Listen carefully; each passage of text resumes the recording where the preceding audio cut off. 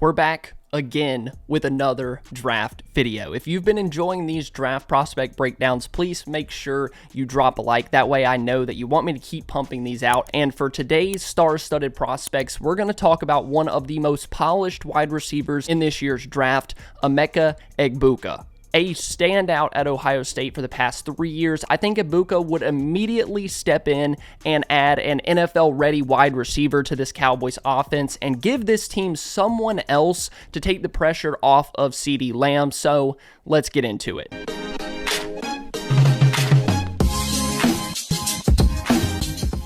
Emeka Egbuka was someone that I watched film on for last year's draft. That was before he said that he was going back to Ohio State. And when I watched him last year, I thought he was an NFL-level wide receiver that could probably go in the late first, early second round range. At the time of recording this video, Egbuka has played in 47 career games. He's caught 189 passes for 2,681 yards, 14.2 yards per reception, and has caught 23 touchdowns over his career at Ohio State. He also has a couple of rushing attempts, 22 of those for 132 yards, averaging out to 6 yards per rush with 2 touchdowns. He is very close to becoming the all-time leading receiver at Ohio State, and by the time that you're watching this video, he might have already broken the record. And when you watch his game, whether that's been on TV or film, it's not surprising at all. Egbuka's game is built on being a reliable, technical, and precise football player, because that's what he is. He's a football player. The guy just plays the game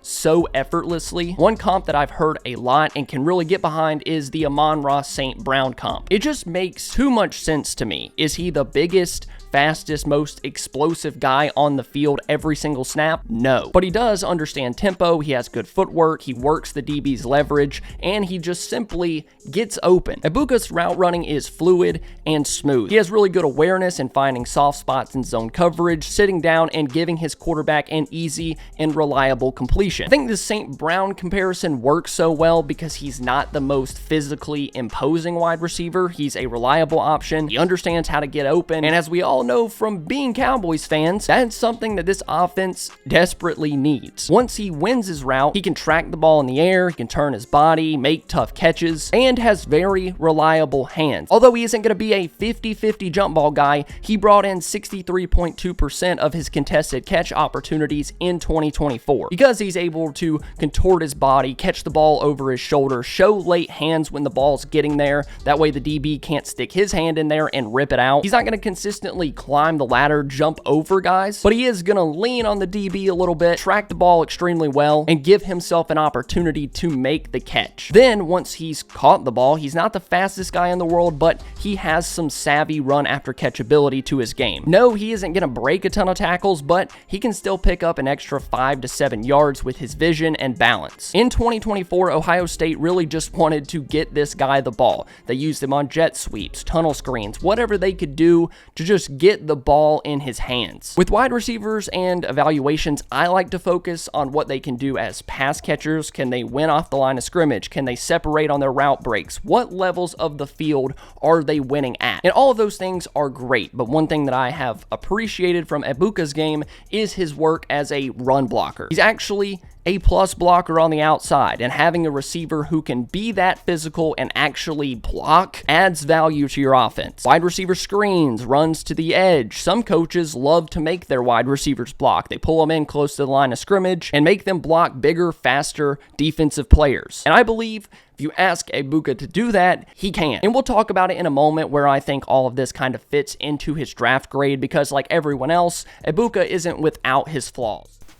I have the perfect way to elevate your game day experience, and that is with BetUS, the ultimate destination for all of your sports betting needs. Whether you're betting on the next few Cowboys games, the playoffs, or NFL futures, BetUS has you covered with the best odds, fast payouts, and an easy-to-use website that features a host of other things, one of my favorites being the props builder. With so much to offer, you just have to check it out. Are you done with the NFL season? That's fine. BetUS has baseball, basketball, basketball, hockey, golf, tennis, and one of my personal favorites, martial arts. So don't wait any longer to sign up. When you do sign up and create your BetUS account, you'll get a 150% bonus on your first deposit, and then a 125% bonus on your next two. That's money that BetUS is giving you so that you can start making your picks today. Make your next game day even more exciting.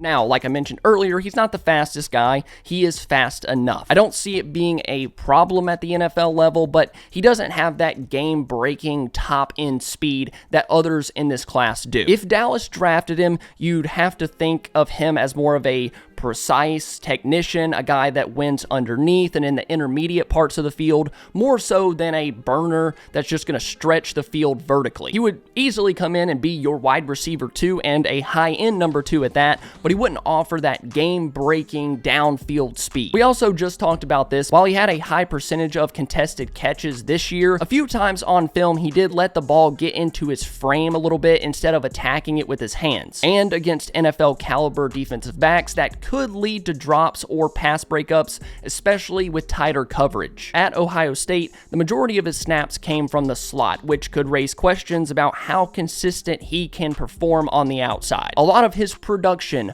was from the slot. 699 of his total 896 yards were on the inside. I'm not saying that he can't play on the boundary, but I think there are questions. Can he consistently win off the line against bigger corners on the boundary? I think he can, but we didn't see it a ton in college, so there still are questions that haven't been answered yet. And finally, and we have to talk about it, it's the injury history. He had a tightrope surgery on his ankle in late 2023, and lower body injuries, especially for wide receivers, are always a concern. So for me, he's not flashy in the way that some of these other receivers are, but he's a very refined, reliable, and consistent player. I think you can play him on the inside. I think you can play him on the outside. He can do some good things with wide receiver screens. He can block. I just see a consistent, reliable player. I think the ideal fit for Egbuka is a team like the Cowboys that have a clear number 1 wideout right now. I think if you have your established wide receiver 1, you can think of Egbuka as a perfect complement, someone who can win on third down,